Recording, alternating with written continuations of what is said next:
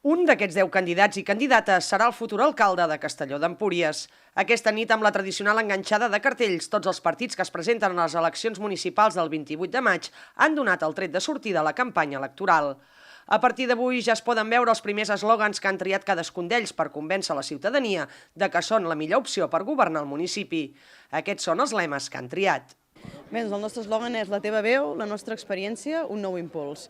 I bé, doncs, té molt de significat per nosaltres. La teva veu vol dir que volem ser la veu de les persones, que volem escoltar, que serà un lideratge compartit amb la ciutadania. La nostra experiència es refereix a que que venim de governar, que tenim experiència de govern i ho volem ressaltar perquè pensem que és un valor afegit.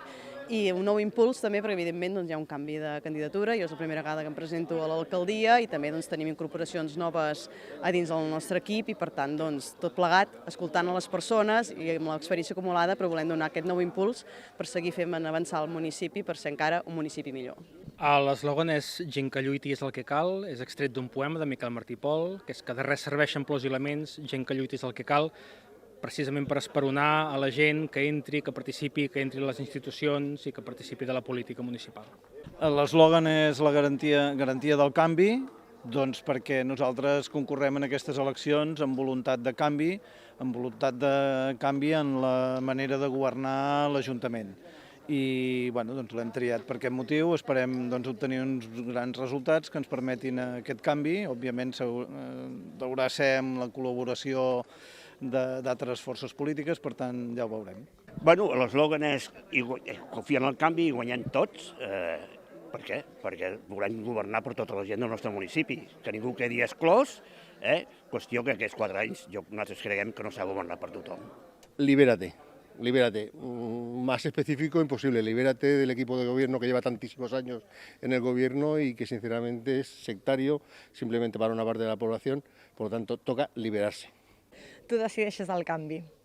Molt senzill, perquè la gent s'ha de mobilitzar i s'ha de moure el dia 28 per anar a votar, més que res per una senzilla raó, perquè si es vol un canvi, assentats al sofà aquest canvi no arribarà.